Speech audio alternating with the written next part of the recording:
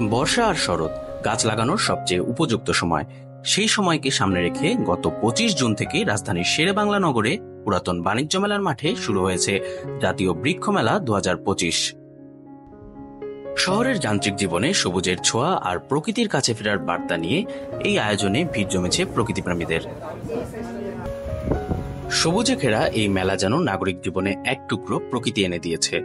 দর্শনার্থীরা কেউ ছবি তুলছেন গাছের সামনে, কেউ কিনছেন নিজের ছাদ, বারান্দা বা বাগানের জন্য চারা গাছ। অনেকে এসেছেন পরিবার সহ প্রিয় গাছ সংগ্রহে। আজকে আমি আমার আব্বুর সাথে মেলায় আসছি গাছ কিনতে। মনে করবো যে প্রত্যেকটি ফ্যামিলি অন্য কোথাও ঘোরাফেরা না করে এই বৃক্ষ মেলা যতদিন চলে ততদিন মনে হয় প্রত্যেক দিন বিকালে এই প্রকৃতির মাঝে হারিয়ে যাওয়া উচিত। মেলায় রয়েছে 112টি স্টল, যার মধ্যে 92টি নার্সারির। এছাড়াও সরকারি বিভিন্ন সংস্থাও মেলায় অংশ নিয়েছে। ফলদ, বনজ, ঔষধি ও শোভাবর্ধক নানা প্রজাতির গাছ নিয়ে সাজানো হয়েছে মেলার প্রাঙ্গণ। স্টলগুলোতে দেখা মিলেছে বৈচিত্র্যময় দেশি বিদেশি গাছের চারা, আম, জাম, লিচু, ডুরিয়ান, রামবুটান থেকে শুরু করে অ্যাভোকাডো, স্ট্রবেরি, নাশপাতি সহ নানা গাছের বিশাল সমাহার। বিক্রেতারা জানাচ্ছেন এবার কলাম গাছের চাহিদা তুলনামূলক বেশি।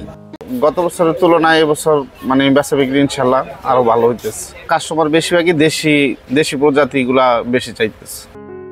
বিশ্বের নানা প্রান্তের প্রায় 200 প্রজাতির বাঁশ গাছ নিয়ে রয়েছে তথ্য সমৃদ্ধ স্টল।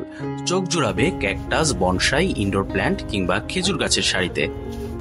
কর্তৃপক্ষ বলছে প্রতি বছরই মেলায় দর্শনার্থী ও ক্রেতাদের সংখ্যা বাড়ছে, যা জনসচেতনতা ও আগ্রহের ইতিবাচক ইঙ্গিত বহন করে।